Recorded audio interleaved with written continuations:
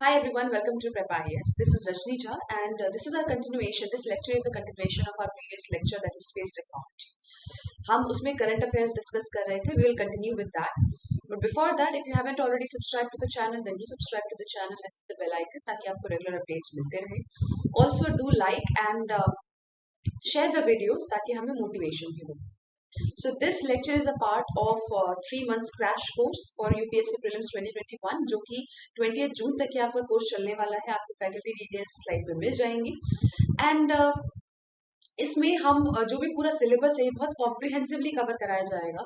Mock test भी होंगे इसके अंदर and the more important thing is बाकी कोर्सेज से दैट इज यहाँ पर आपको करंट अफेयर सब्जेक्ट के साथ साथ कराया जाता है. So basically when I'm teaching science and tech, I'll be taking the current affairs lectures also from science and tech only in the lecture itself. So that is a benefit here. तो आपका एक full fledged आपका preparation हो जाता है and जो भी important topics हैं वो इसमें स्पेसिफिकली कवर्ड कराए जाएंगे. राइट? ओके, चलिए नेक्स्ट हम देखते हैं आज का जो हमारा कोर्स है, जो हमारा टॉपिक है. तो हमने narrow line shepherd one NLS1 ये हमारा करंट अफेयर्स का पार्ट है जो हमने नहीं कवर किया था. तो let's cover that also. I hope अभी तक जितना पढ़ा है उसमें कोई भी प्रॉब्लम या कोई डाउट नहीं होगा किसी को. अगर है तो आप कॉमेंट सेक्शन में लिख सकते हैं. So let's talk about this farthest gamma ray emitting galaxy. तो एस्ट्रोनॉमर्स ने क्या किया है, एक नई एक्टिव गैलेक्सी को डिस्कवर किया है जिसका नाम है narrow line shepherd one LS1 NLS1. ठीक है, NLS1. और इसके बारे में अगर कहा जाए तो ये सबसे farthest gamma ray emitting Galaxy, यानी कि ऐसी गैलेक्सी जो गामा रे एमिट करती है. और क्योंकि सब अभी अभी डिस्कवर हुई है, नई एक्टिव गैलेक्सी है, तो इसीलिए न्यूज में है. तो अब किसने आइडेंटिफाई किया है? तो साइंटिस्ट हैं कहाँ से? Aryabhatta research institute of observation sciences, ARIES, ARIES. ये आप नाम बार बार सुनेंगे तो इसको ध्यान रखना. इन्होंने इसको डिस्कवर किया है in collaboration with other institute. जो भी बाकी इंस्टीट्यूट के भी कुछ रिसर्चर्स का इनके पास कोलैबोरेशन रहा है और उसके बाद इन्होंने इस गैलेक्सी को डिस्कवर किया है. इन्होंने एक्चुअली करीब 25,000 luminous active galactic nuclei study किए थे from digital sky survey SDSS से. राइट और फिर उसमें से उनको ये एक्टिव गैलेक्सी मिली है.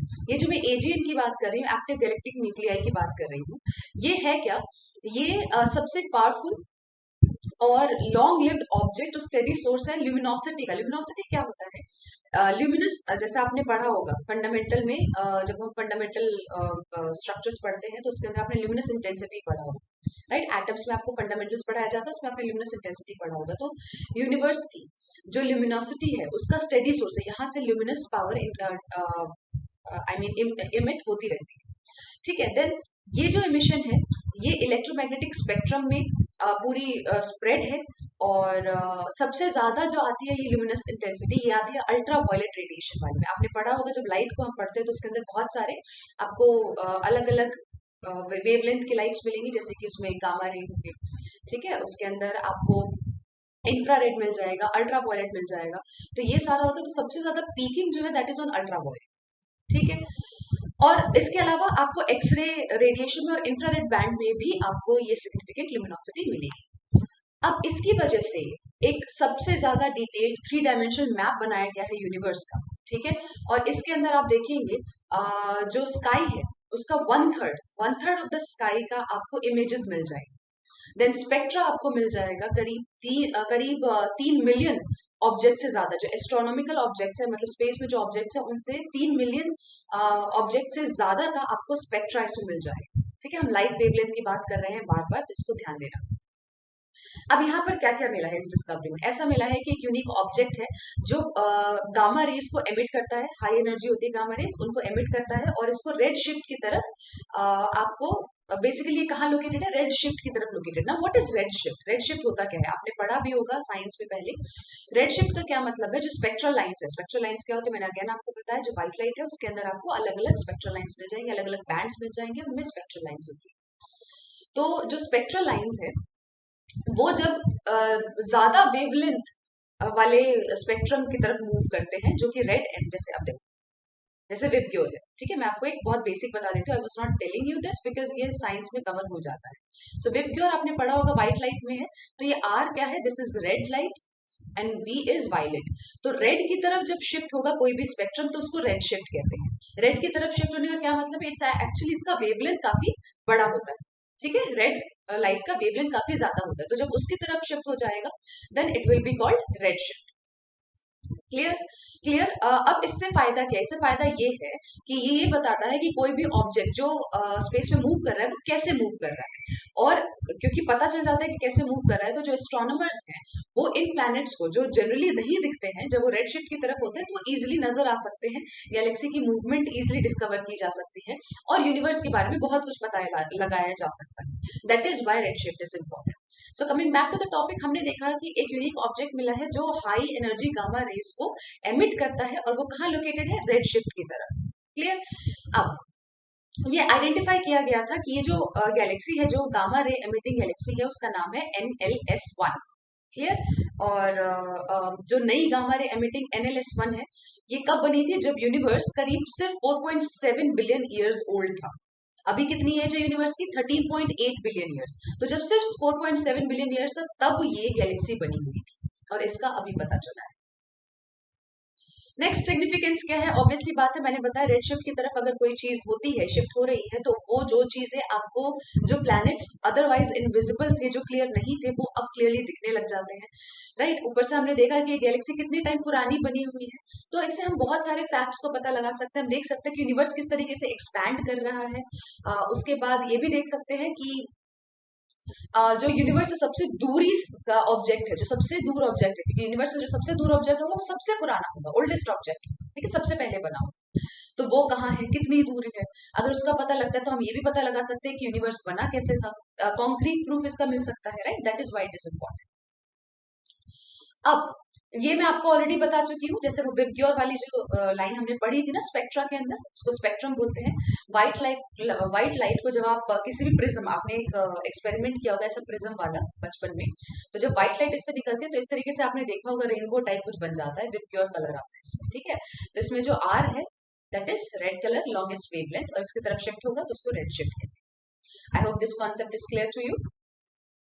चलिए, दिस इज रेड शिफ्ट, आप एक बार इसमें भी देख सकते हैं, डायग्राम में आप देख सकते हैं, ठीक है। तो यहाँ पर देखो, जो नॉर्मल स्पेक्ट्रम लाइट है वो यहाँ पर है, जब रेड शिफ्ट में शिफ्ट होगा तो इस तरीके से आप देखेंगे, जो मतलब इस तरीके से शिफ्ट होने लग जाएगा, राइट।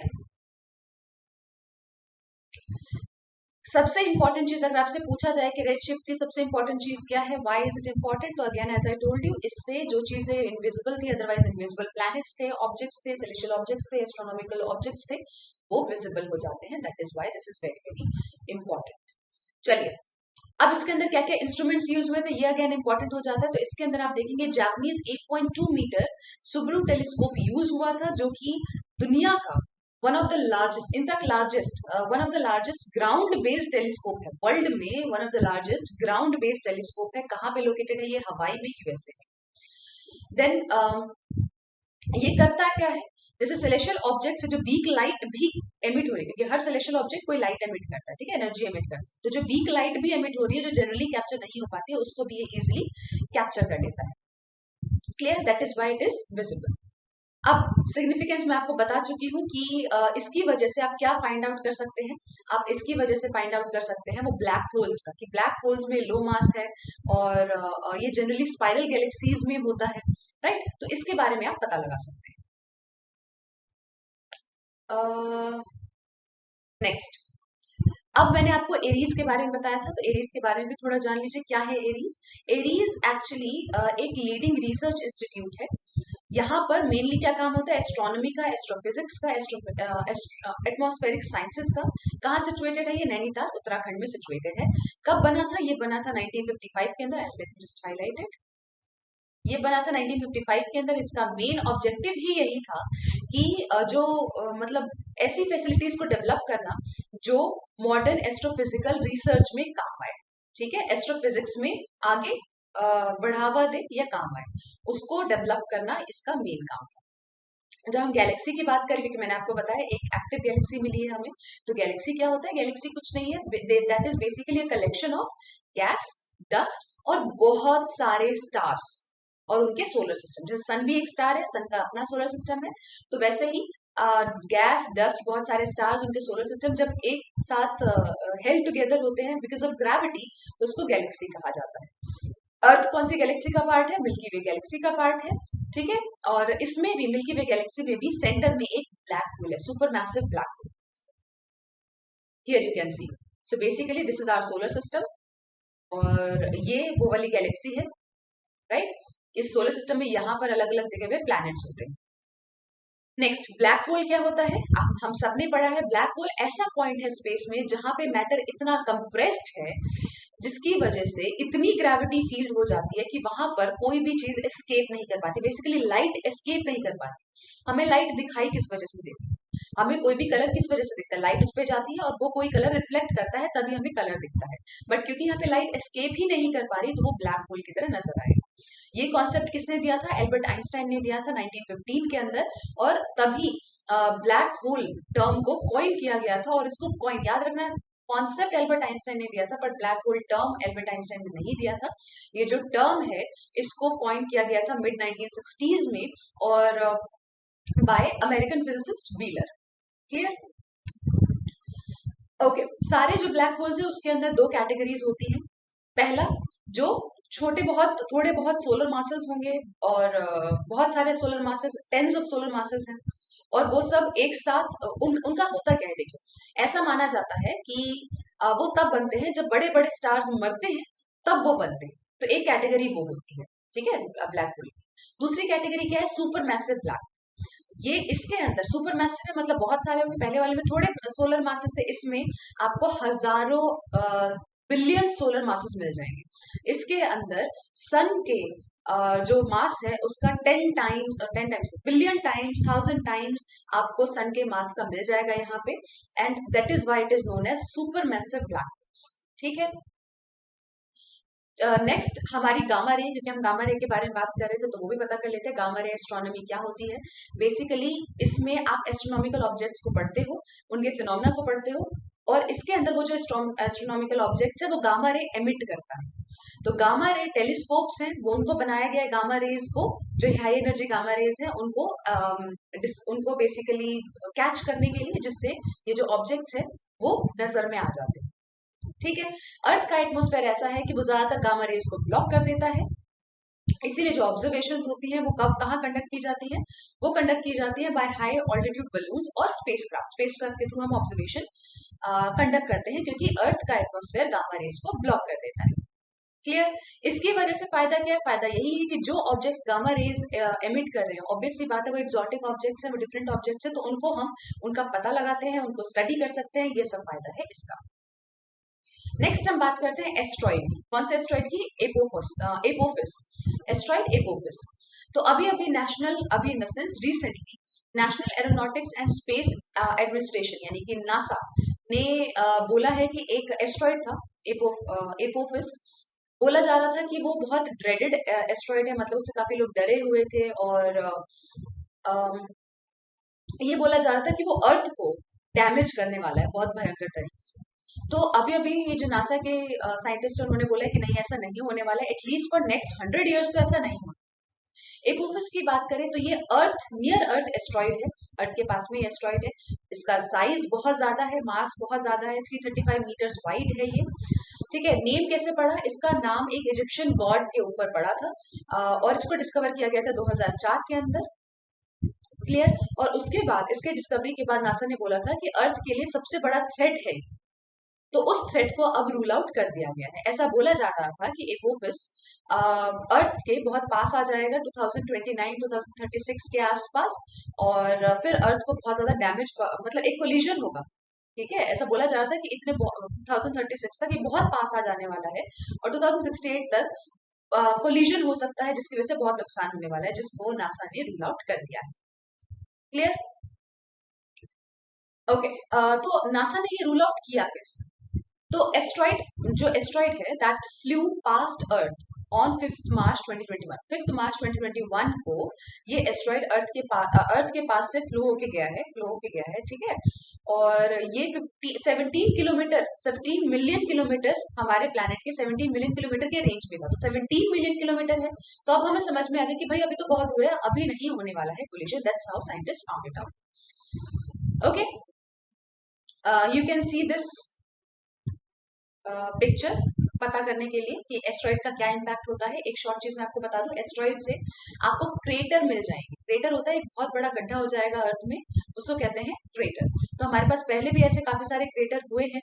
जैसे कि आपको मैं बताऊं तो जब एटॉमिक बॉम्ब ड्रॉप किया गया था हिरोशिमा में 1945 में, तो 15 किलो टन्स का एक्सप्लोजन हुआ था। 15 किलो टन फोर्स का एक्सप्लोजन हुआ था।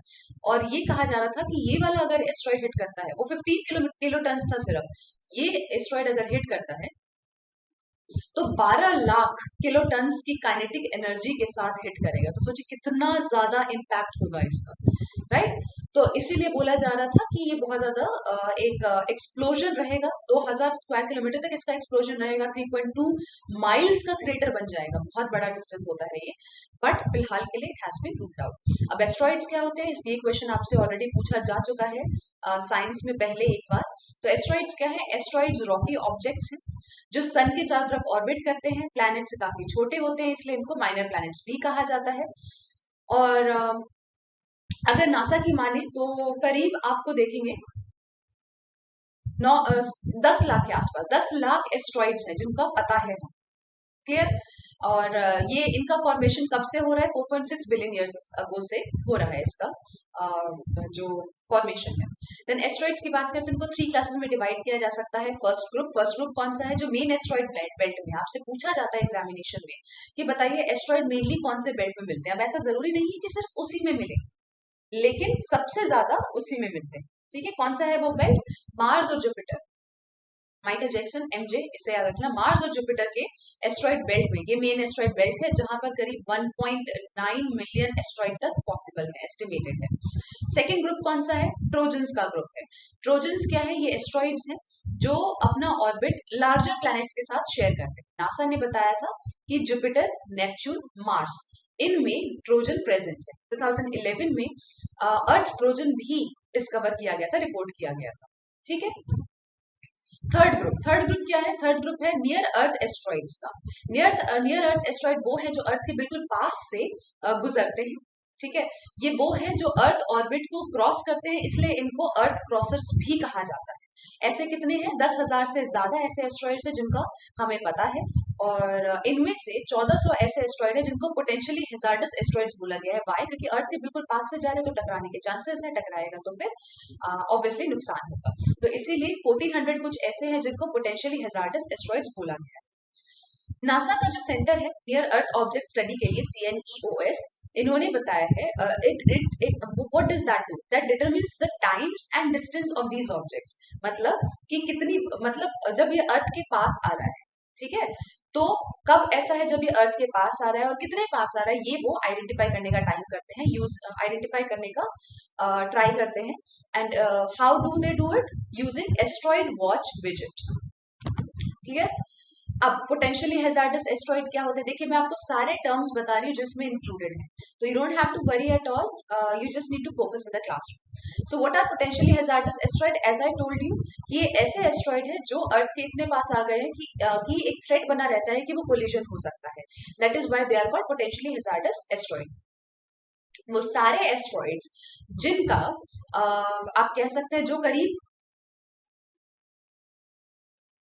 74 लाख, ठीक है, जो करीब 0.05 AU होते हैं, ठीक है, एस्ट्रोनॉमिकल यूनिट, जिसका अगर हम ट्रांसलेट करेंगे, जिसको अगर हम अब अगर हम देखें नॉर्मल यूनिट्स में तो किलोमीटर में इट्स अराउंड 74 लाख किलोमीटर। ठीक है, तो जो 74 लाख किलोमीटर या उससे कम डिस्टेंस में है उनको which is actually minimum orbit intersection distance, तो इससे कम में है। ठीक है, उनको आप उनको और एक एब्सोल्यूट मैग्नीट्यूड अगर देखा जाए तो डायमीटर में, ठीक है, डिस्टेंस मैंने आपको बता दिया 74 लाख है, और डायमीटर में 150 मीटर का अगर है डायमीटर या उससे कम का है तो उनको पोटेंशियली हैजार्डस एस्ट्रॉइड्स में टर्म किया जाता है। क्लियर?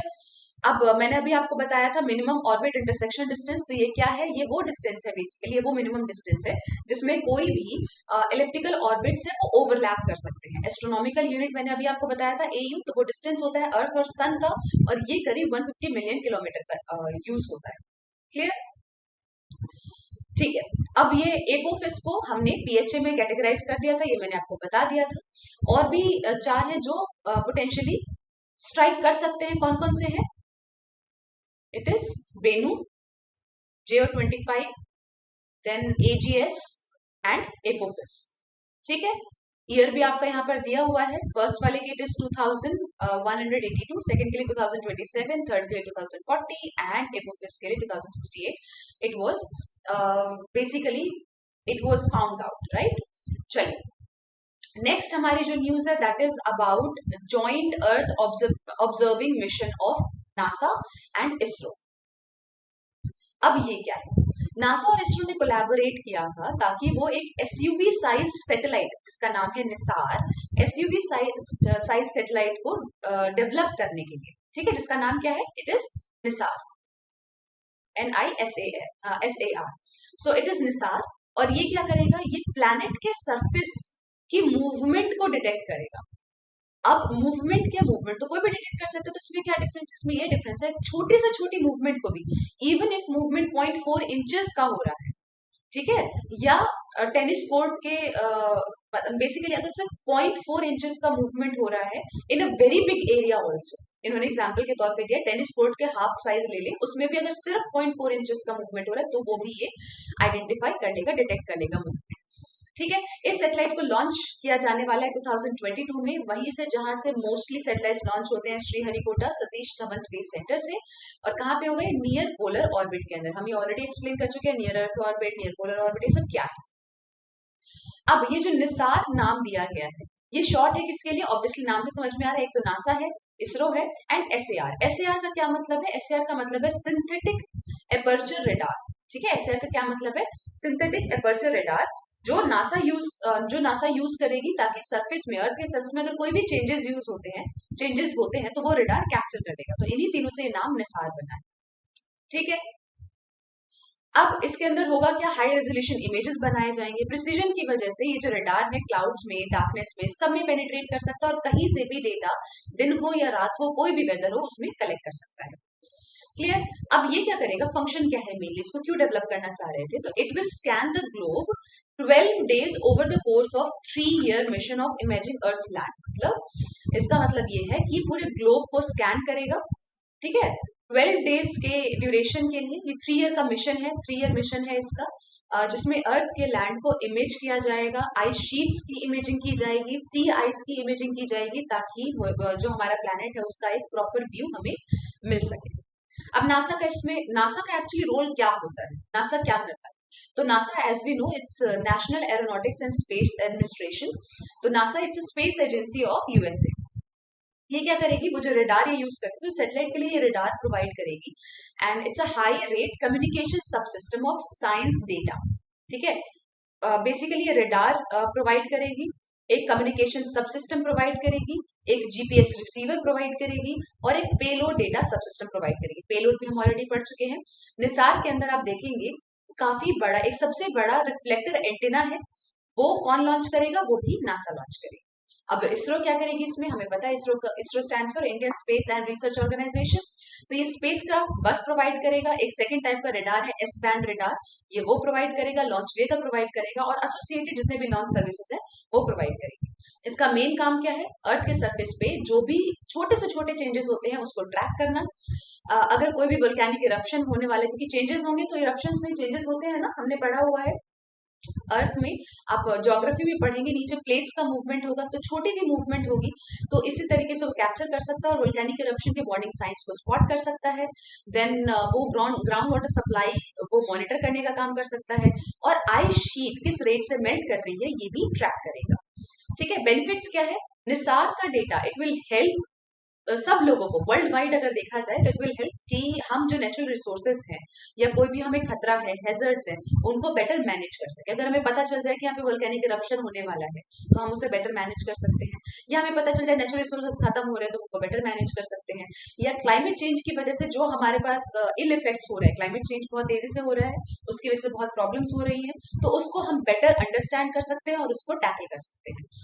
फिर आप इसका और क्या क्योंकि ये मिशन हमने देखा है कि काफी सालों तक के लिए है, तो ये जो डेटा है ये हमें जो लैंड सरफेस पे चेंजेस होते हैं उसका कॉज और उसका इफेक्ट दोनों आइडेंटिफाई करने में हेल्प करेगा। उसके अलावा जो हमारे प्लैनेट का आउटर लेयर है जिसको हम क्रस्ट कहते हैं उसकी भी अंडरस्टैंडिंग में हेल्प करेगा। मैंने अभी बताया क्यों, क्योंकि अंदर प्लेट्स होती हैं, ठीक है। क्रस्ट के जस्ट नीचे वाली लेयर में आपको प्लेट्स मिल जाएंगे जिनका क्रस्ट में ही इनफैक्ट जो मूवमेंट होती है जिसकी वजह से आपको अर्थक्वेक्स, लैंडस्लाइड्स, इस टाइप के सारे हैजार्ड्स का रीजन है बेसिकली। तो जब हम हैजार्ड्स भी समझने लगेंगे तो हमें प्लेट्स की मूवमेंट पता चलेगी, क्रस्ट का भी हम अंडरस्टैंडिंग बेटर डेवलप कर पाएंगे। फिर मैंने आपको बताया था जो इसरो है वो एक दूसरे टाइप का रेडार प्रोवाइड करेगा जो कि एस बैंड रेडार है। अब एस बैंड रेडार क्या करता है, ये 8 to 15 सेंटीमीटर की वेवलेंथ पे फंक्शन करेगा। फ्रीक्वेंसी इसकी होनी चाहिए 2 to 4 गीगाहर्ट्ज। और क्योंकि इसकी जो बिकॉज ऑफ ये जो इसकी फ्रीक्वेंसी है और वेवलेंथ है, जो वेवलेंथ 8 to 15 सेंटीमीटर है और जो फ्रीक्वेंसी 2 to 4 गीगाहर्ट्ज है, इसकी वजह से एस बैंड रेडार की अगर हम बात करें तो इजिली अटेनुएट नहीं हो सकती है। इसकी वजह से क्या होगा, बेसिकली इन शॉर्ट आप ये देखिए, इन शॉर्ट ये है कि ये वेदर ऑब्जर्वेशन को जो नियर रेंज वेदर ऑब्जर्वेशन है, फार रेंज वेदर ऑब्जर्वेशन है, उन सब का इस्तेमाल कर सकता है, उन सबको आइडेंटिफाई कर सकता है, उसका हम यूज कर सकते हैं।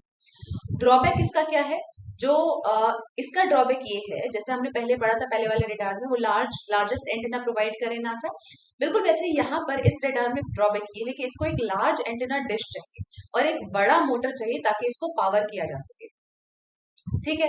और इसकी अगर हम साइज देखते हैं तो नॉर्मली इट इज सीन कि एस बैंड रेडार का जो एस बैंड डिश का जो साइज होता है वो करीब 25 फीट होता है साइज में, ठीक है।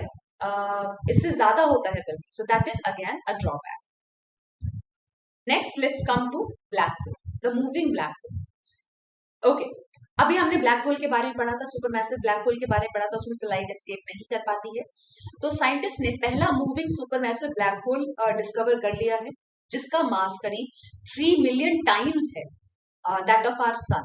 हमारे सूरज से 3 मिलियन टाइम्स है इसका मास, ठीक है। ये जो ब्लैक होल है ये अपनी ही गैलेक्सी में, जो इसकी गैलेक्सी थी JO 437+2456, अपनी गैलेक्सी में, ये गैलेक्सी कहाँ है, अर्थ से करीब 228 मिलियन लाइट ईयर्स दूर है, तो वहां पर ये ट्रैवल कर रहा था when it was identified. Then scientist ने क्या किया है, 10 जो दूर के गैलेक्सीज थे जिनमें सुपरमैसिव ब्लैक होल्स था सेंटर में, उनको स्टडी किया और ये सोचा था कि उनके अंदर सेम वेलोसिटी होगा, जैसे जो गैलेक्सी उसके अंदर है उसी टाइप की वेलोसिटी भी होगी जो ये ब्लैक होल्स है उसके अंदर, ठीक है। अब इस स्टडी का फोकस क्या था, इस स्टडी का फोकस था कि जो इनका स्पाइरल मास है, ठीक है, जो किसी ब्लैक होल जो मैटर का बना हुआ है वो क्या करेगा, उसके आसपास स्पाइरलिंग मास होगा, तो उसके अंदर वाटर ढूंढना बेसिकली इनका स्टडी था।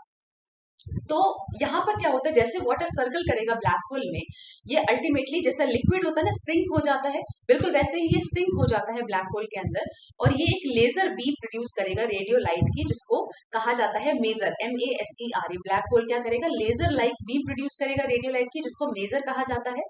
ये मेजर हमें बताता है कि इस ब्लैक होल की वेलोसिटी कितनी है, एक्यूरेटली हमें ये मेजर बताता है। तो आपसे पूछा जाए ब्लैक होल की वेलोसिटी कौन बताएगा, इट इज मेजर, MASER। फिर हम इस सुपर मैसिव ब्लैक होल की अगर बात करें तो 10 ब्लैक होल्स जिनकी स्टडी की गई थी उनमें से सिर्फ 1 है जो सेंटर, जो बेसिकली जो बहुत अनयूजुअल है, 1 है जो सेंटर में था, वो बहुत ज्यादा अनयूजुअल है, कौन सा, JO 437+2456। तो इसकी वेलोसिटी सेम नहीं थी, जितनी गैलेक्सी की वेलोसिटी है उतनी वेलोसिटी इसकी नहीं थी। ये करीब कितनी स्पीड से मूव कर रहा था, ये करीब 1,10,000 माइल्स पर आवर की स्पीड से मूव कर रहा था गैलेक्सी के inside, which was unusual, that is why it was spotted. अब पूछा जा रहा है कि भाई बताओ इतना स्पीड किस वजह से है इसका। तो उन्होंने बोला कि हो सकता है, इसकी कुछ पॉसिबल रीजन है। पहला कि हो सकता है 2 सुपरमैसिव ब्लैक होल्स होंगे जो मर्ज कर रहे होंगे, इसकी वजह से इसका मोशन ऐसा होगा, ठीक है। देन दूसरा क्या हो सकता है, binary system of black holes. देखिए, 1 in binary system black holes, इसका क्या मतलब है, जब 2 black holes, 2 supermassive black holes exist करते हैं तो वो क्या करेंगे, जो उसकी गैलेक्सी है, जो उसकी मेन गैलेक्सी है, उसको हेल्ड करके रखेंगे, उसको पकड़ के रखेंगे सेंटर ऑफ ग्रेविटी से, तो इसकी वजह से सेंटर में इतनी स्पीड, क्लियर। अब ब्लैक होल क्या है, ब्लैक होल वो पॉइंट है स्पेस में जहां पे मैटर इतना कंप्रेस होगा, मैं आपको ऑलरेडी बता चुकी हूँ कि वहां पे इतनी ज्यादा ग्रेविटी होगी, ग्रेविटेशनल फील्ड होगी कि वहां से लाइट एस्केप नहीं कर सकती। कॉन्सेप्ट किसने बताया था, नाम किसने दिया था, ये मैं आपको बता चुकी हूँ। फिर ये भी बता दिया था मैंने, ब्लैक होल्स दो कैटेगरी के होते हैं, एक जिसमें छोटे कम सोलर मासेस हो, एक जो सुपर मैसिव ब्लैक होल इसमें बहुत, जिसका अगर आप मास देखेंगे तो वो सन के टाइम्स काफी ज्यादा होगा, बिलियन टाइम्स ज्यादा आपको मास मिल सकता है। 2019 अप्रैल 2019 के अंदर साइंटिस्ट ने क्या किया था, जो first ever image of a black hole उन्होंने दिया था। देखिए ब्लैक होल की इमेज तो नहीं मिल सकती, उसकी शैडो की इमेज मिली थी। तो बेसिकली ब्लैक होल की शैडो की इमेज पहली ऐसी इमेज है जो रिलीज की गई थी। एंड कहाँ पे, इवेंट होराइजन टेलीस्कोप प्रोजेक्ट के अंदर। ये इवेंट होराइजन टेलीस्कोप क्या है, it is a group of 8 radio telescopes, जो रेडियो वेव्स, जो वेव स्पेस में रेडियो वेव्स होती है उनको डिटेक्ट करने का काम करता है। ठीक है, ग्रेविटेशनल कोई भी कभी भी अगर दो ब्लैक होल्स हैं जो एक दूसरे के आसपास ऑर्बिट कर रहे हैं या मर्ज कर रहे हैं, तो वहां पर क्या होगा, ग्रेविटेशनल वेव्स क्रिएट होगी। ठीक है, ऐसा आप देख सकते हैं यहाँ पे। So this is the swirling the moving mass of matter, जो अल्टीमेटली घूम के ऐसे सेंटर में गायब हो जाता है। ठीक है, चलिए नेक्स्ट हम बात करते हैं एस्ट्रॉइड की। Asteroid 2001 F032। वन सेकेंड,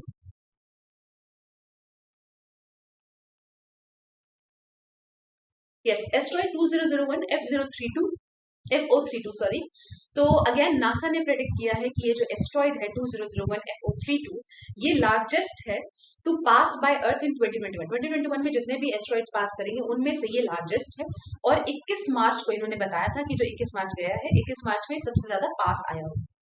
ठीक है, इससे क्या होगा, इससे फायदा क्या है, एस्ट्रोनॉमर्स को एक अपॉर्चुनिटी मिलेगी जिसमें जो एस्ट्रॉइड है, एस्ट्रॉइड को अच्छे से देख सकते हैं। ठीक है, और उसको स्टडी कर सकते हैं। डिस्कवरी इसमें क्या हुई थी, ये डिस्कवर किया गया था 20 इयर्स अगो, और तब से साइंटिस्ट इस ऑर्बिटल पाथ को बहुत ज्यादा अच्छे से ट्रैक करते जा रहे हैं, बहुत एक्यूरेटली ट्रैक कर रहे हैं। मार्च 2001 में इसको डिस्कवर किया गया था by Lincoln near earth asteroid research linear programme जो है न्यू मैक्सिको का। 1998 में OR2 जो 1998 के टाइम पे जो सबसे जनरली जो सबसे ज्यादा लार्ज एस्ट्रॉइड था, दैट वाज OR2। उसके बाद ये वाला है जो सबसे ज्यादा बड़ा एस्ट्रॉइड है, जो अर्थ से बहुत पास में गया है। ठीक है, 2020 के अंदर, अप्रैल 2020 के अंदर ये जो मैंने 1998 टू OR2 बताया, वो था जो लार्ज ऑर्बिट लार्ज एस्ट्रॉइड है जो बेसिकली 2020 में अर्थ के पास से गया है। Now speaking of the original asteroid जिसकी हम बात कर रहे थे 2001 FO32, ये इस OR2 वाले से थोड़ा सा छोटा है। ठीक है, थोड़ा सा छोटा है और अर्थ से 3 टाइम्स नियर है। देन ऑर्बिट की बात करते हैं। ऑर्बिट क्या होता है, हमने पढ़ा है सन का, जब हम बेसिकली सोलर सिस्टम पढ़ते हैं तो यहाँ सन है, इस तरीके से ऑर्बिट्स होते हैं जिसमें प्लैनेट्स मूव करते हैं। तो ये एक एक्सेंट्रिक मतलब सेम सेंटर वाला, इस तरीके से आप देखेंगे यहाँ पर सेंटर और इस तरीके से मूव कर रहे हैं, इसको कहते हैं एक्सेंट्रिक। तो एक्सेंट्रिक ऑर्बिट होता है around the sun. And let's talk about its orbit. तो ये बेसिकली 810 दिन में, यानी कि करीब 2.25 साल में एक ऑर्बिट कंप्लीट करता है। इसका एंगल 39 डिग्री टिल्टेड है अर्थ ऑर्बिटल प्लेन की तरफ। Then let's talk about the orbit. ये जो ऑर्बिट है इट टेक्स एस्ट्रॉइड, ये जो जब हम ऑर्बिट की बात करते हैं तो इसका जो एस्ट्रॉइड है, एस्ट्रॉइड का जो ऑर्बिट है वो उसको सन के पास ज्यादा क्लोज लेके जाता है देन कंपेयर टू मर्क्यूरी। और मार्स से अगर हम उसका डिस्टेंस देखें तो मार्स और सन में किसके ज्यादा पास है, वो मार्स के ज्यादा पास है, सन से करीब 2 गुना ज्यादा है। ठीक है, मार्स से जितना दूर है उससे 2 गुना ज्यादा वो सन से दूर। स्पीड की बात करें तो इसकी 1,24,000 किलोमीटर पर आवर की स्पीड है, जो कि बेसिकली जितने एस्ट्रॉइड्स जनरली अभी तक अर्थ ने एनकाउंटर किए उसकी स्पीड से काफी ज्यादा है। इसकी स्पीड का रीजन क्या है, रीजन यही है कि ये अर्थ के काफी पास था। ठीक है, तो ग्रेविटेशनल पुल पड़ा होगा, इसकी वजह से इसकी स्पीड बढ़ गई थी। कोलिजन का कोई थ्रेट नहीं था इसका, क्योंकि डिस्टेंस करीब 2 मिलियन किलोमीटर्स का था, जो अर्थ जो बेसिकली मून से मून जितना दूर है अर्थ से उससे काफी ज्यादा दूर था ये। लेकिन एस्ट्रोनॉमिकल टर्म्स में जैसा हमने पढ़ा है पोटेंशियली हैजार्डस एस्ट्रॉइड का जो हमने टर्म पढ़ी थी, तो उसके हिसाब से ये एस्ट्रोनॉमिकल टर्म्स में डिस्टेंस काफी पास है, इसलिए इसको PHA घोषित कर दिया गया था, मतलब पोटेंशियली हैजार्डस एस्ट्रॉइड बोला जा रहा था, बट कोलिजन का कोई थ्रेट नहीं था इसमें। नेक्स्ट क्लोज अप्रोच जो होगी एस्ट्रॉइड की वो दोबारा होगी करीब 2052 के आसपास। क्लियर, उससे पहले नहीं है। सिग्निफिकेंस क्या है? वही एस्ट्रोनॉमर्स को एक बेटर अंडरस्टैंडिंग मिल सकती है एस्ट्रॉइड के साइज का, देन वो कितना ब्राइट है, कितना जो लाइट है वो रिफ्लेक्ट करता है अपने सरफेस से, उसका कॉम्पोजिशन कैसा होगा, बेसिकली उसकी स्टडीज का एक बेटर आइडिया साइंटिस्ट को इसमें मिल सकता है। और भी जो एस्ट्रॉइड्स है जो न्यूज में देखे गए थे अभी, जिनके बारे में आपको पढ़ना है, वो asteroid 2020 ND, then it is 2002 NN4, then it is 2018 BP1, 16 Psyche and Ben. इनके बारे में आपको अपने आप पढ़ना है, ये भी न्यूज में देखे गए थे, तो इट इज इम्पोर्टेंट। एस्ट्रॉइड्स में आपको बता चुकी हूँ, वो और सन के चारों तरफ ऑर्बिट करते हैं, स्मॉलर बॉडीज हैं सोलर सिस्टम में। मेनली कौन से बेल्ट में मिलते हैं? मेनली वो मिलते हैं जुपिटर, मार्स और जुपिटर वाले बेल्ट में, ठीक है। और मेटल और रॉक के बने होते हैं। उनका जो ऑर्बिट है वो जनरली शॉर्टर होता है। देन यू विल सी उसका सोलर सिस्टम में जनरली वो जुपिटर और मार्स के ऑर्बिट में मिलेंगे, बट ऐसा नहीं है कि सिर्फ उसमें मिलेंगे, मेनली उसमें मिलते हैं, ठीक है। तो अगर आपके पास एग्जामिनेशन में टर्म आती है, एक एक सेंटेंस आता है that asteroids are found mainly in the orbits of between the orbits of Jupiter and Mars, तो ये ठीक है। बट अगर लिखा जाए asteroids are found only in the orbits of Jupiter and Mars, तो ये गलत होगा, ठीक है। एस्ट्रॉइड में भी मैं आपको बता चुकी हूँ अलग अलग डेफिनेशन। मेन एस्ट्रॉइड बेल्ट वही मार्स और जुपिटर वाला, देन ट्रोजन्स क्या होते हैं ये हम पढ़ चुके हैं, लैंग्वेज पॉइंट हम पहले पढ़ चुके हैं, नियर अर्थ ऑर्बिट एस्ट्रॉइड्स हम पढ़ चुके हैं, पोटेंशियली हैजार्डस एस्ट्रॉइड की भी डेफिनेशन हम पढ़ चुके हैं, तो ये सब कवर हो चुका है। नेक्स्ट देखते हैं इंटरनेशनल कोऑपरेशन इसरो के बारे में। इसरो के बारे में क्या न्यूज है? इसरो और जापान का एरोस्पेस एक्सप्लोरेशन एजेंसी, इसरो और जापान की एरोस्पेस एक्सप्लोरेशन एजेंसी जाप्सा, इन्होंने एक कोऑपरेशन को रिव्यू किया है अर्थ ऑब्जर्वेशन में, lunar cooperation and satellite navigation. देखिए, अब इस कोऑपरेशन के बारे में हम थोड़ा पढ़ लेते हैं। तो इन्होंने क्या कहा था? बेसिकली ये they agree to explore the opportunities for cooperation, space situation awareness professional exchange programme में जो अपॉर्चुनिटीज है कोऑपरेशन की, उसके लिए अग्री कर गए थे। दोनों एजेंसीज ने सिंपली एक आप कह सकते हैं डेटा साइन, उन्होंने एक कोलैबोरेटिव एक्टिविटी को साइन किया था, implementing arrangement for collaborative activities, they sign that on rice crop area and air quality monitoring using satellite data. Satellite data को यूज करके राइस क्रॉप एरिया और एयर क्वालिटी मॉनिटर करने को उन्होंने जो कोलैबोरेटिव एक्टिविटी है उसको साइन किया था। इंडिया और जापान ऑलरेडी एक ज्वाइंट प्रोग्राम में काम कर रहे हैं जिसका नाम है ल्यूपिक्स मिशन, मतलब ल्यूनर पोलर एक्सप्लोरेशन मिशन। ल्यूपिक्स का एम क्या था कि वो एक लैंडर को, एक रोवर को मून के साउथ पोल में भेजेगा अराउंड 2024 में। इंडिया और इटली ने डिसाइड किया है कि वो एक्सप्लोर करेंगे ये अपॉर्चुनिटीज को अर्थ ऑब्जर्वेशन में। ये मैंने आपको बताया था शुरुआत में ही, स्पेस एंड साइंस, रोबोटिक में, ह्यूमन एक्सप्लोरेशन में। ऐसे ही इंडिया और ऑस्ट्रेलिया का भी MOU साइन हो रखा है कॉम्प्रिहेंसिव स्ट्रेटेजिक पार्टनरशिप में। दोनों कंट्रीज जो बेसिकली ये दोनों कंट्रीज से डिस्कशन में भी थे कि ऑस्ट्रेलिया एक वाइटल ट्रैकिंग इंफ्रास्ट्रक्चर को होस्ट करेगा ताकि गगनयान को, जो मैन्ड स्पेस मिशन है हमारा, उसको सपोर्ट कर सके। देन जो हमारे अचीवमेंट्स है अभी तक, उनको पढ़ लेते हैं। चंद्रयान 1 की बात करते हैं तो इसरो का जो पहला आप कह सकते हैं मून था मिशन का, चंद्रयान 1, वो एक एग्जाम्पल बन चुका है इंटरनेशनल कोऑपरेशन का, ठीक है। देन बहुत सारे इसने नेशनल और इंटरनेशनल लॉरेल्स भी अचीव किए थे, अर्न किए थे, मतलब इसको हर तरफ से इसको काफी प्रशंसा मिली थी। और आप देख सकते हैं इसरो और नासा का एक जॉइंट डिस्कवरी थी वाटर मॉलिक्यूल का, वाटर मॉलिक्यूल की जॉइंट डिस्कवरी थी मून के सरफेस पे, कि मून के सरफेस पे वाटर मॉलिक्यूल प्रेजेंट है। इस डिस्कवरी को, ये काफी ज्यादा इंपॉर्टेंट रहा चंद्रयान 1 के अंदर। देन मेगा ट्रॉपिक्स की बात करते हैं तो Indo French joint satellite mission जिसका नाम है मेगा ट्रॉपिक्स, उसको लॉन्च किया गया था 2011 में, ताकि ट्रॉपिकल एटमॉस्फेयर को स्टडी किया जा सके और मॉनसून और साइक्लोन से रिलेटेड जो एस्पेक्ट्स है उनको स्टडी किया जा सके। Then there is SARAL, SARAL stands for Satellite for AltiKa and Argos. तो ये एक इंडो फ्रेंच जॉइंट मिशन है ताकि ओशंस को स्टडी किया जा सके। कहाँ से? स्पेस से ओशंस को स्टडी किया जा सके, और इसको सक्सेसफुली लॉन्च किया गया था 2013 के अंदर। नेक्स्ट निसार है जिसके बारे में हम ऑलरेडी अभी पढ़ चुके हैं। फिर है Unnati, Unnati stands for UNISPACE nano satellite assembly and training by ISRO. और इसरो ने एक्चुअली कैपेसिटी बिल्डिंग प्रोग्राम को लॉन्च किया था किसके ऊपर? नैनो सैटेलाइट डेवलपमेंट के ऊपर, जिसका नाम रखा था उन्नति। और ये इनिशिएटिव है किसका? यूनिस्पेस 50 का। अब 50 क्या है, यूनिस्पेस 50 क्यों रखा गया, यूनिस्पेस प्लस 50 का मतलब है 50th anniversary of first United Nations conference. 50th anniversary किसकी, फर्स्ट यूनाइटेड नेशन कॉन्फ्रेंस, किसके ऊपर, जो आउटर स्पेस का हम पीसफुल यूजेस करेंगे, एक्सप्लोरेशन करेंगे, इसके ऊपर 50th एनिवर्सरी।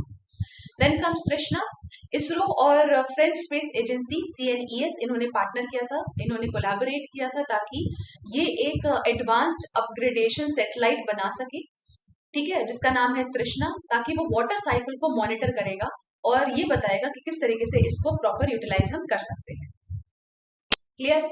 नेक्स्ट आता है फ्रांस का first space military exercise AsterX. France की first space military exercise AsterX. तो अब हम देख रहे हैं कि वर्ल्ड पावर में स्पेस को लेके कितना ज्यादा कंपटीशन हो रहा है, ठीक है। तो उसमें फ्रांस ने भी अपना फर्स्ट स्पेस मिलिट्री एक्सरसाइज शुरू किया था, जहां पर वो अपने सैटेलाइट्स को डिफेंड कर सकेगा, उनको बैक कर सकेगा। जो एक्सरसाइज ड्रिल है उसका नाम एस्टर एक्स रखा गया था, ताकि जो पहला फ्रेंच सैटेलाइट था एस्ट्रिक्स 1965 में, उसको कमेमोरेट करने के लिए, बेसिकली उसको याद करके ये नाम रखा गया है। देन फ्रांस क्या चाहता है कि वो वर्ल्ड का थर्ड लार्जेस्ट स्पेस पावर बन जाए, यूएसए और चाइना के बाद। That is why this was a strategy of France to become world's third largest space power. Clear. Then ये जो स्पेस मिलिट्री एक्सरसाइज है, this is the first attempt, सिर्फ French army के लिए ही नहीं, यूरोप के लिए भी this is the first attempt. France ने ये प्लान किया था कि वो एंटी सैटेलाइट लेजर वेपन को डेवलप करेंगे, और जो सर्वेलेंस, उनकी सर्वेलेंस कैपेबिलिटीज है, सर्वेलेंस कैपेबिलिटीज को अपनी स्ट्रेंथन करेंगे, ठीक है, जैसे चाइना और रशिया में है उस तरीके से इसको स्ट्रेंथन करेंगे। मेनली इसका इसका एम क्या था, इसका एम था जितने भी पोटेंशियली डेंजरस स्पेस ऑब्जेक्ट्स है, जैसे हमने अभी पढ़ा था पोटेंशियली डेंजरस हेजार्डस एस्ट्रॉइड्स, तो वैसे जितने भी पोटेंशियली डेंजरस स्पेस ऑब्जेक्ट्स हैं, या कोई भी अगर थ्रेट है हमारे अपने इसके अपने सैटेलाइट को किसी भी फॉरेन पावर से, तो उसको मॉनिटर करना इनका काम था। इसमें किस किसने पार्टिसिपेट किया था, France, new US space force, German space agencies, ये इस एक्सरसाइज के पार्ट है। 2018 के अंदर ओलिम्प के क्या है, एक रशियन सैटेलाइट है, जिन्होंने रशियन सैटेलाइट ने क्या किया था कि एक बेसिकली जो ट्रांसमिशन आए थे एथन फ्यूडिस फिडिस सैटेलाइट से, उसको इंटरसेप्ट करने की कोशिश की थी, उसके ट्रांसमिशन को इंटरसेप्ट करने की कोशिश की। तो ये जो एथीना फिडस सैटेलाइट है, ये कौन यूज कर रहा था, ये इटालियन और फ्रेंच आर्मीज यूज कर रही थी, ताकि अपनी कम्युनिकेशन को सिक्योर किया जा सके, और इसको टर्म दिया गया था एस्पियोनाज। एस्पियोनाज जनरली भी क्या होता है, जब आप किसी और कंट्री के जो ऑफिशियल्स है उसमें कुछ बीच में इंटरसेप्ट करने की कोशिश करते हैं, पता लगाने की कोशिश करते हैं, उसको एस्पियोनाज कहते हैं। तो बिल्कुल ऐसे ही, क्योंकि ट्रांसमिशन को इंटरसेप्ट करने की कोशिश की गई थी, इसलिए इसको भी कहा गया था एस्पियोनाज। 2019 में फ्रांस ने अपना CDE जो फ्रेंच स्पेस कमांड है उसको अनाउंस कर दिया। इसके अंदर 500 पर्सनल हो जाएंगे 2025 तक। इस तरीके के और इनिशिएटिव जो इंडिया ने लिए हैं वो क्या है, इन स्पेस एक्स, जो इंडिया का पहला स्टिमुलेटेड स्पेस वॉरफेयर एक्सरसाइज है। देन मिशन शक्ति, जो एक एंटी सैटेलाइट मिसाइल टेस्ट है। And with that, this news ends, and the next news is Lunar Research Station, International Lunar Research Station, Russia and China, जिसके बारे में हम पढ़ेंगे बस in maybe 10 seconds. You need to tell me if you have any queries till now, otherwise we'll move ahead.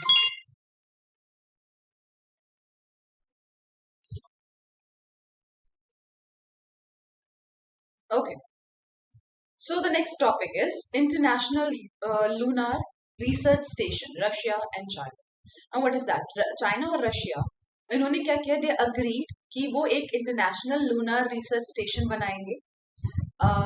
Mostly ये बोला गया है कि बेसिकली वो होगा मून के सरफेस पे, ठीक है, ताकि आप देखेंगे कि this would be an new era, जहां पर ये दोनों कंट्रीज स्पेस कोऑपरेशन में एक दूसरे का साथ देंगे, राइट। रशिया ISS का पार्ट है, इंटरनेशनल स्पेस स्टेशन का पार्ट है। इंटरनेशनल स्पेस स्टेशन में आपको पहले बता चुकी हूँ, this is basically artificial satellite, जहां पर बेसिकली अर्थ से मेन जो एस्ट्रोनॉट्स होते हैं उनको भेजा जाता है, वहां पे वो कुछ एक्सपेरिमेंट्स वगैरह करते हैं, वहां पे डिस्कवरीज करते हैं, then they come back with information. So that is international space station, and that is the single largest man made structure, कहाँ पे, लो अर्थ ऑर्बिट के। देन हम बात करते हैं इस इंटरनेशनल लूनार रिसर्च स्टेशन के बारे में। ये एक कॉम्प्रिहेंसिव साइंटिफिक एक्सपेरिमेंट बेस होगा। अगेन जैसा कि ISS है ना, बिल्कुल वैसा ही मून के सरफेस पे होगा।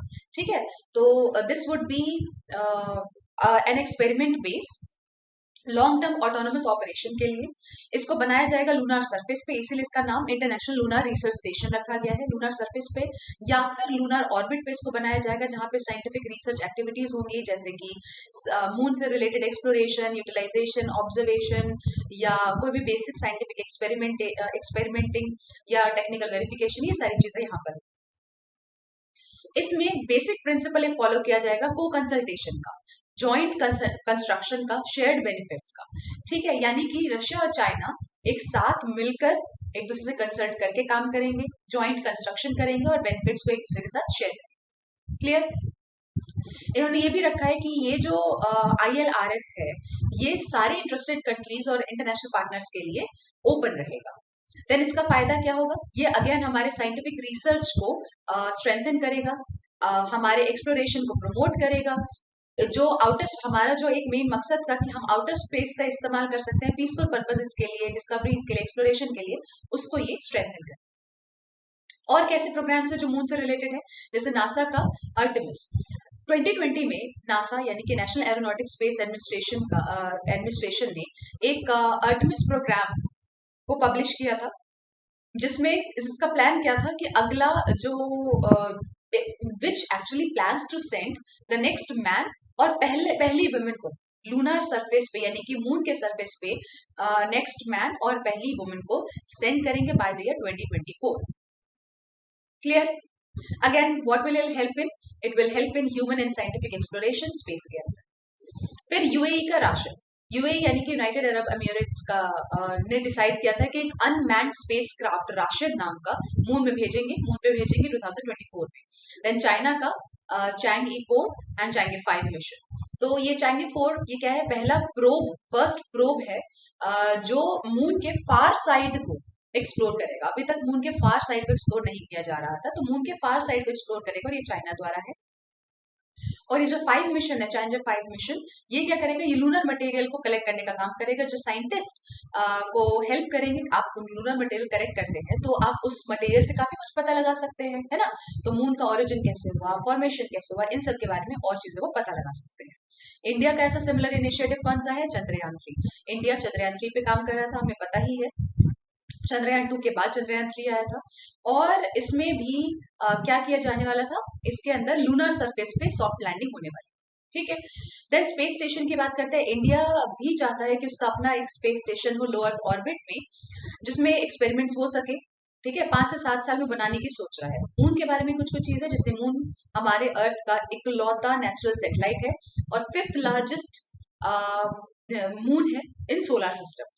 देन मून की प्रेजेंस की वजह से हमारे जो प्लैनेट है, हमारे प्लैनेट का वेदर और क्लाइमेट स्टेबलाइज होता है। क्लियर। मून का डिस्टेंस अर्थ से करीब 3,85,000 किलोमीटर है। देन मून के पास एक बहुत पतला सा एटमॉस्फेयर है जिसको कहा जाता है एक्सोस्फीयर। देन मून के पूरे सरफेस की अगर हम बात करें तो उसमें आपको गड्ढे ही गड्ढे मिलेंगे, क्योंकि बार बार इम्पैक्ट्स हुए हैं, ठीक है, कोलिजन्स हुए हैं, जिसकी वजह से उसमें क्रेटर और गड्ढे बहुत सारे मिलेंगे। अर्थ और मून लॉक्ड है, टाइडली लॉक्ड है। इसका क्या मतलब है, इनका रोटेशन इस तरीके से सिंक्ड है कि हमें मून का सिर्फ एक साइड दिखता है हमेशा, हम दूसरी साइड नहीं देख सकते। अब मून को हम क्यों पढ़ना चाहते हैं, ताकि हम अर्थ को समझ सकें। जैसे हमें पता है कि मून किससे बना है, अर्थ के बचे कुछ से रेमिनेंट से मून बना है। तो अगर हमें अर्थ के पहले वाले जो प्राइमरी अगर हमें कॉम्पोजिशन का पता लगाना, तो वो कहाँ से पता लगाया जा सकता है, मून डस्ट में जो लेयर्स हैं उनमें अगर हम पता लगाएं, उनके बारे में हम एक्सप्लोरेशंस करें, तो हमें अर्थ के जो अर्ली अर्थ है उसको समझने का मौका मिल सकता है। मून की जब हम बात करेंगे, जब एक्सप्लोरेशंस करेंगे, तो हमें इस बात पे भी क्लू मिलेगा कि अर्थ पे लाइफ आखिर बिगिन हुई कैसे। ठीक है। देन अर्थ पे जो साइस्मिक एक्टिविटीज है, साइस्मिक एक्टिविटीज क्या होती है, जैसे अर्थक्वेक्स आते हैं। ठीक है, अगर मून क्वेक्स को पढ़ ले तो अर्थ के साइस्मिक एक्टिविटीज को भी समझना आसान हो जाएगा। That is why it is important. Then earth के एटमॉस्फेयर को समझने के लिए, अर्थ बेसिकली अगर हम ये देखें कि मून से अर्थ कितना ग्लो करता है, तो हम ये पता लगा सकते हैं कि अर्थ अपने आप कितना शाइन कर रहा है, तो उससे हमें पता चलेगा अर्थ के एटमॉस्फेयर के बारे में। देन हमने पढ़ा था ना टाइड्स, लो टाइड्स, नीप टाइड्स, ये सब हमने पढ़े थे कि मून की ग्रेविटेशन की वजह से टाइड्स आते हैं अर्थ पे। तो टाइड, सीजन और क्लाइमेट को समझने के लिए मून को समझना जरूरी है। ठीक है, उसके रिदम को समझने के लिए मून को समझना जरूरी है।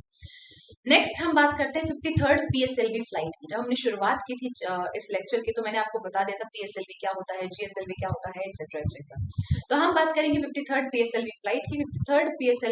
53rd फ्लाइट है PSLV C51 का, जो आप कह सकते हैं फर्स्ट डेडिकेटेड मिशन है न्यू स्पेस इंडिया लिमिटेड का, ठीक है, और कमर्शियल आर्म इसरो का, इसरो की कमर्शियल आर्म का। इस फ्लाइट में इसरो क्या करेगा, ब्राजील का ऑप्टिकल अर्थ ऑब्जर्वेशन सैटेलाइट है उसको लॉन्च करेगा, एमेजोनिया 1, जिसमें 18 को पैसेंजर सैटेलाइट्स होंगे, इंडिया से 5 एंड यूएसए से 13। और कहाँ से लॉन्च होगा ये, अगेन श्रीहरिकोटा से, सतीश धवन स्पेस सेंटर से ये लॉन्च किया जाएगा। देन SHAR की अगर हम बात करते हैं, श्रीहरिकोटा ये स्पेस पोर्ट है इंडिया का, यहाँ से जनरली सारे जो सैटेलाइट्स होते हैं यहीं से लॉन्च किए जाते हैं, लॉन्च बेस है India space programme. Then Brazilian satellite की जो हम बात करते हैं एमेजोनिया 1 की, तो इसके बारे में कुछ चीज़ है, जैसे इसका वेट 637 किलोग्राम है, और ये INPE को बिलोंग करता है, यानी कि ब्राजील का जो national institute for space research है वहां से है, और इसको सन सिंक्रोनस पोलर ऑर्बिट में लॉन्च किया गया था, इंजेक्ट किया गया था सक्सेसफुली। देन इसका ऑब्जेक्टिव क्या था, इसका ऑब्जेक्टिव था कि जो हमारे पास एग्जिस्टिंग स्ट्रक्चर है उसको स्ट्रेंथन करना। कैसे, हम इसमें क्या करेंगे, डिफॉरेस्टेशन को मॉनिटर करेंगे, अमेजोन रीजन में जो डिफॉरेस्टेशन उसको मॉनिटर करेंगे using remote sensing data, and then हम देखेंगे किस तरीके से ब्राजीलियन टेरिटरी में एग्रीकल्चर डाइवर्सिफाइड है, स्प्रेड है। 5 ऐसे इंडियन सैटेलाइट, यूनिटी सैट, ठीक है, यूनिटी सैट आप देखेंगे इनको डिप्लॉय किया गया था ताकि रेडियो रिले सर्विसेज प्रोवाइड की जा सके। यूनिटी सैट को डिजाइन और बिल्ड किसने किया था, जॉइंट डेवलपमेंट था किसका, एक तो जिट सैट का, ठीक है, JPR institute of technology, and GHRCE सैट का, यानी कि GH Raisoni college of engineering Nagpur, और साथ ही साथ श्री शक्ति सैट का, यानी कि Shri Shakti institute of engineering and technology Coimbatore का, इनका ये जॉइंट डेवलपमेंट था। देन हम बात करते हैं SD सैट की, यानी कि सतीश धवन सैटेलाइट, जो कि एक नैनो सैटेलाइट है जिसका काम है रेडिएशन लेवल को स्टडी करना, स्पेस वेदर को स्टडी करना, और लॉन्ग रेंज कम्युनिकेशन टेक्नोलॉजीज को डेमोन्स्ट्रेट करना। ये एक चेन्नई बेस्ड स्पेस किड्स द्वारा बनाई गई थी, ठीक है, ये बेसिकली ऑर्गेनाइजेशन है जो इनोवेटिव कॉन्सेप्ट्स बनाती है स्टूडेंट्स के लिए in the field of education. तो ये SDS डैट, इसके पास आप और देखेंगे it also has engraving of Indian prime minister. जो सेटेलाइट है, सेटेलाइट के टॉप पैनल पे इंडियन प्राइम मिनिस्टर का एनग्रेविंग भी है, जो क्या दिखाता है, जो आत्मनिर्भर इनिशिएटिव है, स्पेस प्राइवेटाइजेशन है, उसकी तरफ ग्रैटिट्यूड और सॉलिडारिटी दिखाता है। देन आप देखेंगे एक भगवत गीता भी ऑन बोर्ड भेजा जाता है इसमें SD कार्ड में, ताकि बेसिकली ये भगवत गीता क्या दिखाता है कि ह्यूमैनिटी की हाईएस्ट फॉर्म क्या है, कि सब एकजुट रहे, एक ही फॉर्म है भगवान ह्यूमैनिटी का हाईएस्ट फॉर्म, राइट। तो ये हाईएस्ट ऑनर है, इसको भी यहाँ पे ऑन बोर्ड भेजा जाता है। देन देर इज सिंधु नेत्र। सिंधु नेत्र को डेवलप किया गया था by the students of Bangalore based PES university, जिसमें 2.2 करोड़ का कॉन्ट्रैक्ट अवार्ड किया गया बाय DRDO।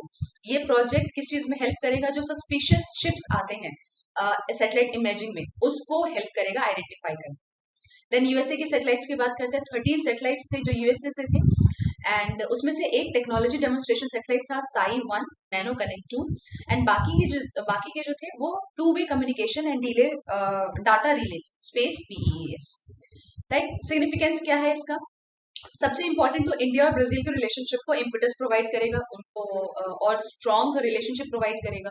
देन नए स्पेस रिफॉर्म्स को इम्प्लीमेंट करने के लिए, जैसे 5 इंडियन सैटेलाइट्स हैं जिनको बनाया गया था न्यू स्पेस रिफॉर्म्स के अंदर, गवर्नमेंट ऑफ इंडिया ने अनाउंस किया था, उसके अंदर बनाया गया था। अब इसमें आप देखेंगे इन रिफॉर्म्स की वजह से प्राइवेट सेक्टर पार्टिसिपेशन बढ़ जाएगा स्पेस एक्टिविटीज में।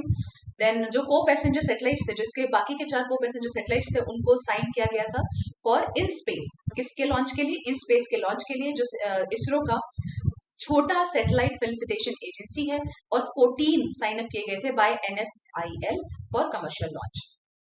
इन स्पेस और NSIL क्या है, इन स्पेस एक नोडल एजेंसी है डिपार्टमेंट ऑफ स्पेस की, ठीक है, और NSIL की बात करें तो ये कमर्शियल आर्म है इसरो का। देन स्पेस टेक्नोलॉजी में इसका हम क्यों कर रहे थे, तो इसका डेमोन्स्ट्रेटेड एप्लीकेशन होगा स्पेस टेक्नोलॉजी में, जैसे प्रोजेक्ट्स हैं, जैसे जो एप्लीकेशन जो ये जो स्पेस टेक्नोलॉजी के एप्लीकेशन को एक्सटेंड करने का काम करते हैं, उनको डेमोन्स्ट्रेट करने का काम करते हैं, जैसे ईज ऑफ एनवायरमेंट, जिसकी वजह से ईज ऑफ लिविंग आएगा, ईज ऑफ ह्यूमैनिटी आएगा, ईज ऑफ एनवायरमेंट आएगा, उसको एक तरीके से उन प्रोजेक्ट्स को ये स्टडी करने का काम करेगा, डेमोन्स्ट्रेट करने का काम करेगा। पीएसएलवी के बारे में आपको पहले ऑलरेडी बता चुकी हूँ, ये एक थर्ड जनरेशन लॉन्च व्हीकल है, 4 स्टेज लॉन्च व्हीकल होता है, सॉलिड रॉकेट मॉडल है, सेकंड और फोर्थ स्टेज में इसके लिक्विड रॉकेट मॉडल होती है, एंड ये पहला इंडियन लॉन्च व्हीकल है जिसके अंदर लिक्विड स्टेजेस है। कैपेसिटी 850 किलोग्राम की, बट इसको 1.9 टन तक भी एनहांस किया गया है। ठीक है, फिर हम बात करते हैं अकॉम्प्लिशमेंट की।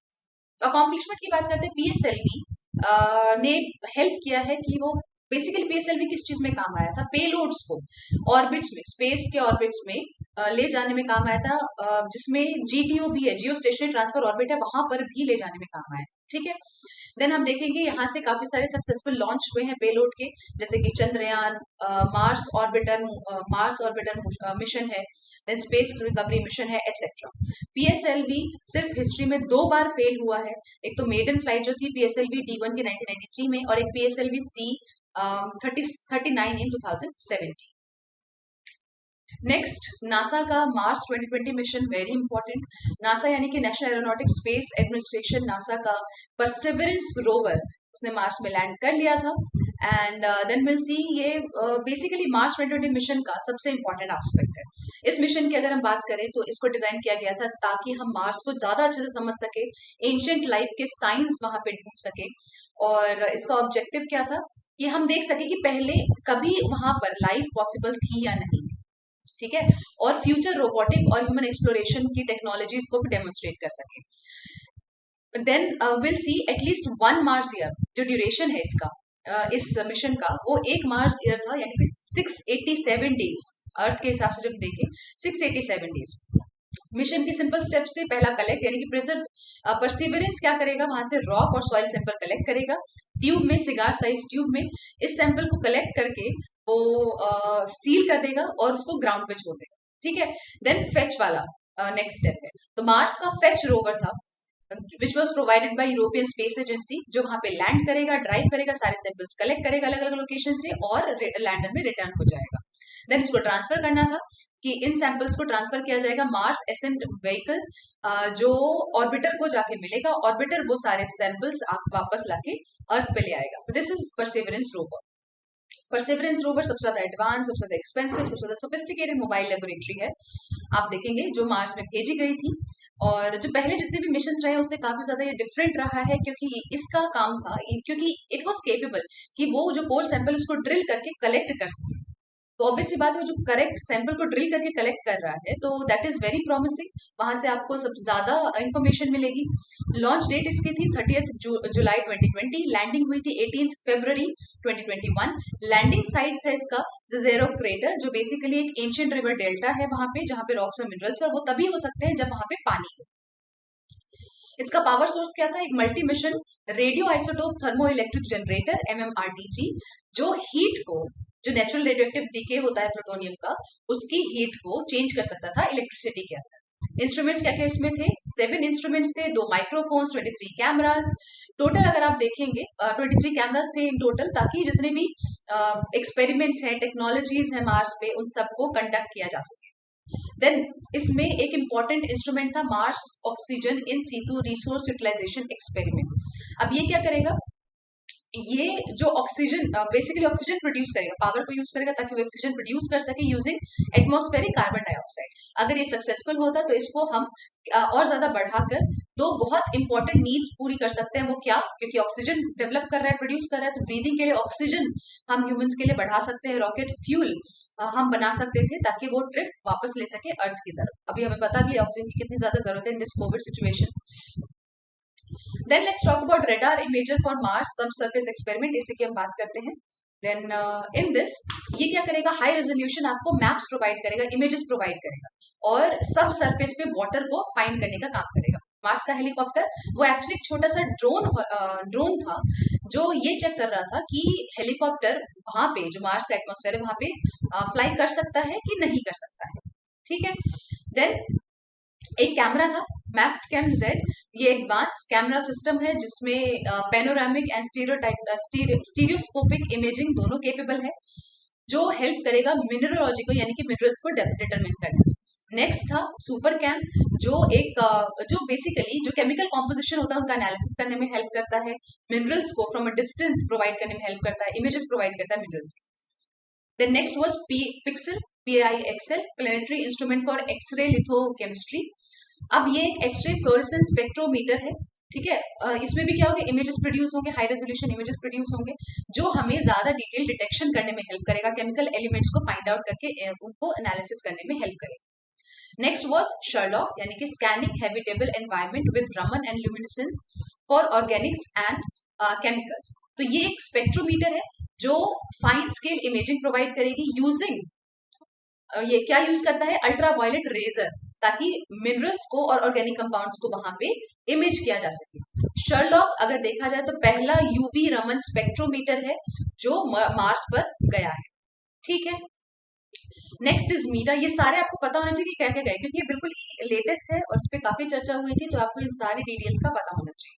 मार्स एनवायरमेंटल डायनेमिक्स एनालाइजर, जो यहाँ पर सेंसर्स, यहाँ पर क्या था, सेंसर्स दिए गए थे जो temperature, wind speed, direction, pressure, relative humidity, इन सबको, डस्ट साइज, शेप, इन सबको मेजर करने का काम कर रहा था। मार्स के साइज और डिस्टेंस की बात करें तो सन से ये 4th प्लैनेट है, सेकंड स्मॉलेस्ट प्लैनेट है सोलर सिस्टम के अंदर। मार्स अर्थ के साइज का करीब हाफ है। अर्थ और मार्स में क्या सिमिलैरिटी है, अर्थ और मार्स में सिमिलैरिटी ये है कि अर्थ में जो एक दिन कंप्लीट होता है, एक रोटेशन कंप्लीट होता है 23.9 आवर्स में, मार्स में 24.6 आवर्स में, जो कि काफी आसपास है। अर्थ का जो टिल्ट है वो 23.4 डिग्री है और मार्स का टिल्ट है 25 डिग्री, अगेन आसपास है। बट मार्स में ऑब्वियसली सीजन थोड़े ज्यादा लंबे होंगे क्योंकि उसको ज्यादा टाइम लग रहा है रोटेशन के लिए as compared to earth. Martian days, यानी कि मार्स में जो डेज है उनको सोल्स बोला जाता है, जो कि शॉर्ट टर्म है फॉर सोलर डे, ठीक है। अगर मार्स की सरफेस की बात करें तो ब्राउन, गोल्ड, टैन, ऐसे सारे कलर्स आपको मिल जाएंगे। मार्स रेड क्यों लगता है, बिकॉज ऑफ ऑक्सीडेशन। वहां पे आयरन प्रेजेंट है रॉक्स में, आयरन में ऑक्सीडेशन होगा, रस्टिंग हो जाएगी, तो वो कैसा दिखेगा, रेडिश ऑरेंज दिखेगा। आपने देखा होगा कभी आयरन में जंग लगती है, अगर लोहे में जंग लगती है तो कैसा दिखता है, रेड रेड ऑरेंज ऑरेंज दिखता है, वो रंग क्या है, वो ऑक्सीडेशन हो गया आयरन का। तो बिल्कुल ऐसे ही है वहां पे, इसलिए इसको रेड प्लैनेट भी कहा जाता है। मार्स में लार्जेस्ट वॉल्केनो है पूरे सोलर सिस्टम में, अगर देखा जाए तो मार्स में वॉल्केनो प्रेजेंट है जो कि लार्जेस्ट वॉल्केनो है, जिसका नाम है ओलंपस मॉन्स, ठीक है। क्या नाम है इसका, ओलंपस मॉन्स। अब अगर अर्थ के माउंट एवरेस्ट की बात करें तो उसका 3 टाइम्स टॉलर है, क्लियर। नेक्स्ट एटमॉस्फेयर, मार्स में थिन एटमॉस्फेयर प्रेजेंट है, carbon dioxide, nitrogen and argon gases का। देन मैग्नेटोस्फेयर, मार्स का कोई मैग्नेटिक फील्ड नहीं देखा गया अभी तक, बट मार्स के कुछ क्रस्ट है, कुछ उसके कुछ एरियाज है सदर्न हेमिस्फेयर में जिसमें काफी ज्यादा मैग्नेटाइजेशन देखने को मिला है, जिससे दिखता है कि यहाँ पे मैग्नेटिक फील्ड होगी। मार्स में 2 छोटे मून्स है, फोबोस एंड डाइमोस। पहले जो मार्स मिशन हुए हैं, जैसे सोवियत यूनियन 1971, वो पहला कंट्री बन गया था जिसने मार्स में लैंडिंग की थी, जिसका नाम था मार्स 3। सेकेंड कंट्री जो मार्स सरफेस पे पहुंचा था वो था यूएसए। 1976 से लेके उसमें 8 सक्सेसफुल मार्स लैंडिंग हुई है। सबसे लेटेस्ट वाला जो है वो इनसाइट है 2019 में by USA. European space agency ने भी अपना स्पेसक्राफ्ट मार्स ऑर्बिट पे डाला है, जिसका नाम जो मिशन का नाम था मार्स एक्सप्रेस मिशन। तब हम बात करते हैं मंगलयान, वेरी इंपॉर्टेंट, ठीक है। मंगलयान क्या है, India Mars orbiter mission mock और मंगलयान। इसको लॉन्च किया गया था अगेन फ्रॉम श्रीहरिकोटा, वही सतीश धवन स्पेस सेंटर आंध्र प्रदेश में बाय इसरो, नवंबर 2013 में। इसको लॉन्च किया गया था ऑन PSLV C-25 रॉकेट। इसका काम था क्या, मार्शियन सरफेस को पढ़ना, मतलब स्टडी करना, वहां पे मिनरल कॉम्पोजिशन को देखना और वहां का एटमोस्फेयर देखना, और ये देखना कि वहां पे मीथेन है या नहीं, क्योंकि methane is an indicator of life on Mars, right. Then इन दोनों में बार बार मिशन क्यों हो रहे हैं मार्स में, इसका रीजन क्या है, क्योंकि ये अर्थ से काफी सिमिलर है, जो हमने पहले रीजंस देखे हैं वो तो है ही है, उसके अलावा और क्या है। पहला, मार्स एक ऐसा प्लैनेट है जहां पे लाइफ पास में रही होगी, ऐसा माना जाता है कि पास में लाइफ रही होगी। देन इसका एक थिक एटमॉस्फेयर है जिसकी वजह से स्टेबिलिटी ऑफ वाटर पॉसिबल है मार्स के सरफेस पे, और अगर कंडीशंस मार्स के सिमिलर है अर्थ के, तो एक पॉसिबिलिटी हो सकती है कि वहां पर मार्स पे माइक्रोस्कोपिक लाइफ इवॉल्व हुई होगी, जिसका पता लगाना जरूरी है। देन इसके अलावा मार्स बाकी प्लैनेट से सबसे ज्यादा सूटेबल है, जहाँ पे ह्यूमंस विजिट कर सकते हैं या इनहेबिट कर सकते हैं लॉन्ग टर्म के लिए। क्यों? क्योंकि वीनस और मरकरी में क्या है, बहुत ज्यादा टेम्परेचर है, 400 डिग्री सेल्सियस का। बाकी सारे प्लैनेट आउटर सोलर सिस्टम में है। जुपिटर गैसेस का बना है, ठीक है। बाकी सारे सोलर सिस्टम जो दूर दूर है वो वहाँ काफी कोल्ड है। मार्स की अगर हम बात करें तो यहाँ पे टेम्परेचर भी ठीक है, इसका एवरेज रेंज होता है 20 डिग्री सेल्सियस का, और इक्वेटर पे to -125 degree Celsius at poles, तो उसका एवरेज टेम्परेचर है, इसीलिए it is much suitable. Clear? So I hope यहाँ तक कोई डाउट नहीं होगा। I am taking it a little faster क्योंकि हमें बहुत सारा कुछ कवर करना है, एंड आई डोंट वांट कि कुछ जाए आपका। एंड आपको ये पीडीएफ मिल जाएगी, don't worry, but all you need to do is हमारे टेलीग्राम चैनल का लिंक दिया हुआ है डिस्क्रिप्शन में, उसको फॉलो कर ले and you will get the PDF of the classes with. So if you have any questions do ask.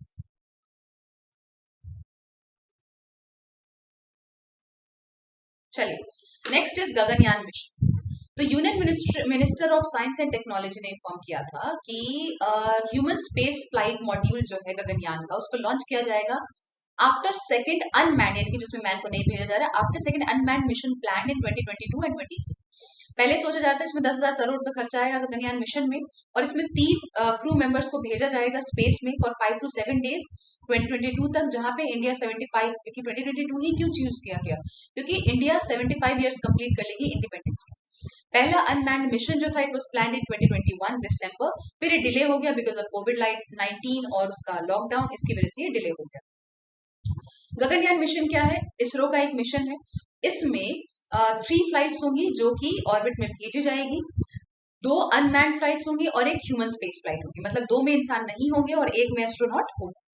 Then Gaganyaan system module, इसको कहा जाता है ऑर्बिटल मॉड्यूल, क्योंकि इसके ऑर्बिटल मॉड्यूल जिसके अंदर 3 इंडियन एस्ट्रोनॉट्स होंगे, जिसमें से एक वुमन भी होगी। देन ये अर्थ का लो अर्थ ऑर्बिट पे सर्कल करेगा।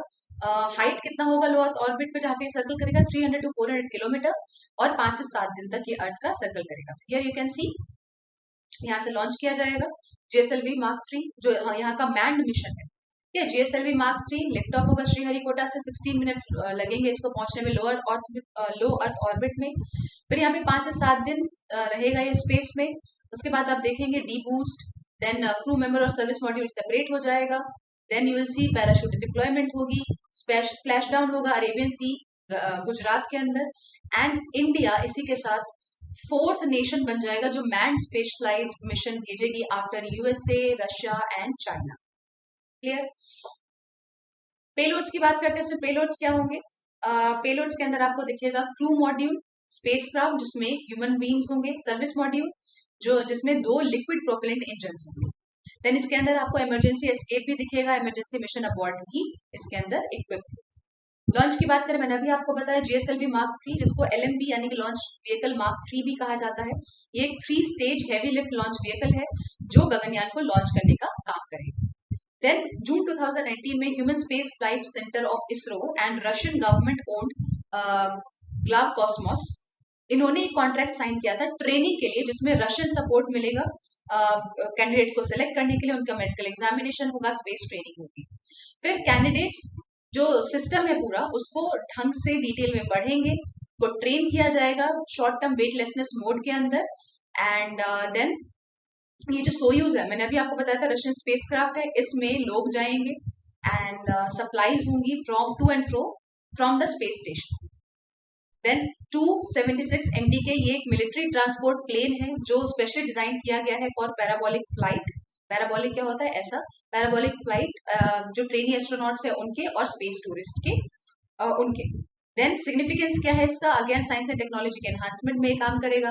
देन यूथ को इंस्पायर करेगा। गगनयान के अंदर अगर हम देखें तो बहुत सारी एजेंसीज आती हैं, लेबोरेटरीज आती हैं, डिसिप्लिन्स हैं, इंडस्ट्रीज हैं, डिपार्टमेंट्स हैं। फिर हम देखेंगे ये इंडस्ट्रियल ग्रोथ में भी हेल्प करेगा। और रिसेंटली गवर्नमेंट ने अनाउंस किया है एक नया ऑर्गेनाइजेशन इन स्पेस, जिसके बारे में मैंने अभी आपको बताया था, जो किसका पार्ट है? प्राइवेट जो पार्टिसिपेशन है स्पेस सेक्टर का, उसका पार्ट है। क्लियर? फिर ये किसमें हेल्प करेगा? टेक्नोलॉजी को डेवलप करने में हेल्प करेगा ताकि सोसाइटी का बेनिफिट हो सके। इंटरनेशनल कोलैबोरेशन को इम्प्रूव करने में हेल्प करेगा।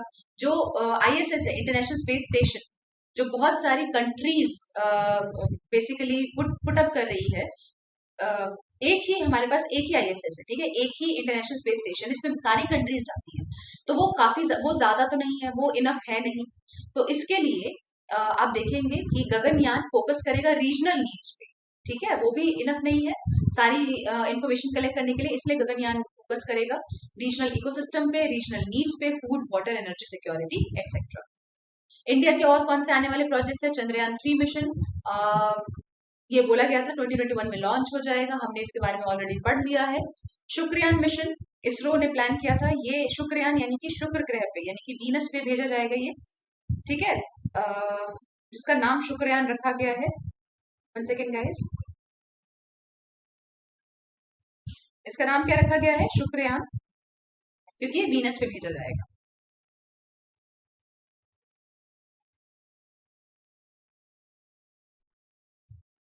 Right, okay.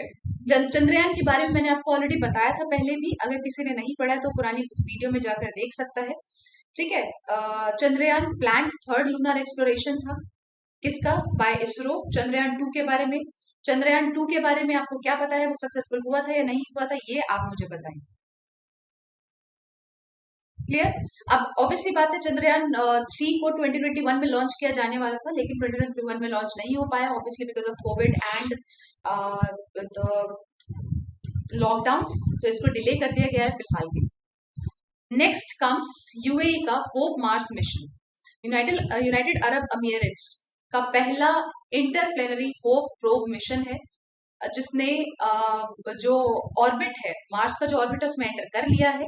इसके बारे में पढ़ लेते हैं। इसको होप कहा गया, इसको अनाउंस किया गया था 2015 में, ताकि पहला इंटीग्रेटेड मॉडल बनाया जा सके मार्स का, मार्स के एटमॉस्फेयर का, ठीक है।